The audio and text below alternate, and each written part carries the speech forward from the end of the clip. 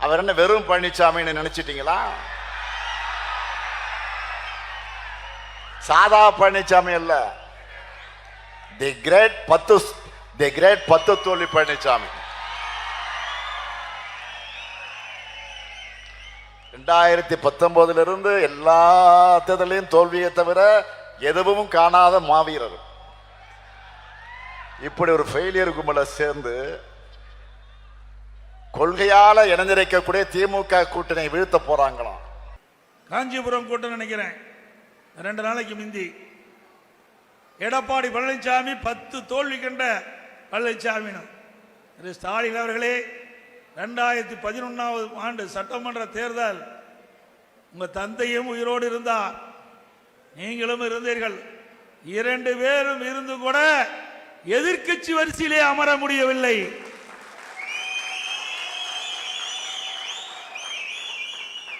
இருந்து 2021 வரை பல தோல்விகளை கண்ட கட்சி திமுக கட்சி.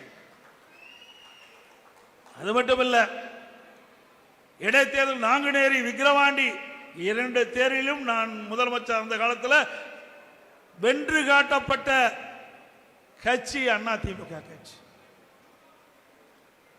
அதே போல உள்ளாட்சி, கூட்டுறவு சங்க தேர்தல் எல்லாம் நாங்கள் வெற்றி பெற்று தான் இருக்கிறோம்.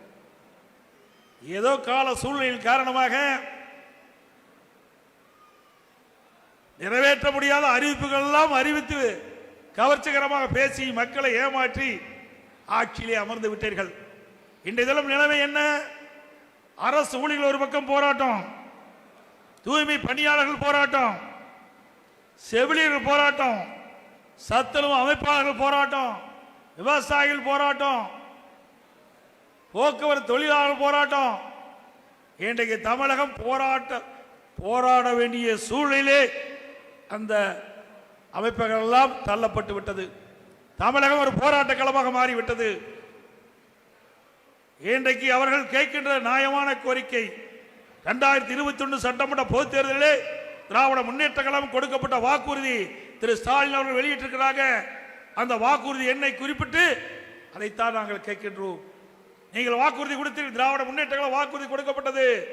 இன்றைய முதலமைச்சர் எதிர்க்கட்சி தலைவர் வாக்குறுதி கொடுத்தீர்கள், அதை நம்பி நாங்கள் வாக்களித்தோம். நீங்கள் திராவிட முன்னேற்ற கழகம் ஆட்சிக்கு வந்தது. ஆட்சிக்கு வந்த பிறகு நாங்கள் திராவிட முன்னேற்ற கழகம் கொடுக்கப்பட்ட வாக்குறுதி நிறைவேற்றவில்லை, அதனால் நாங்கள் போராடுகிறோம் என்று நான் குறிப்பிடுகின்ற அந்த அமைப்பெல்லாம் போராடி கொண்டிருக்கின்றார்கள். ஸ்டாலின் அவர்களே, உங்களை பற்றி நன்கு புரிந்து கொண்டார்கள்.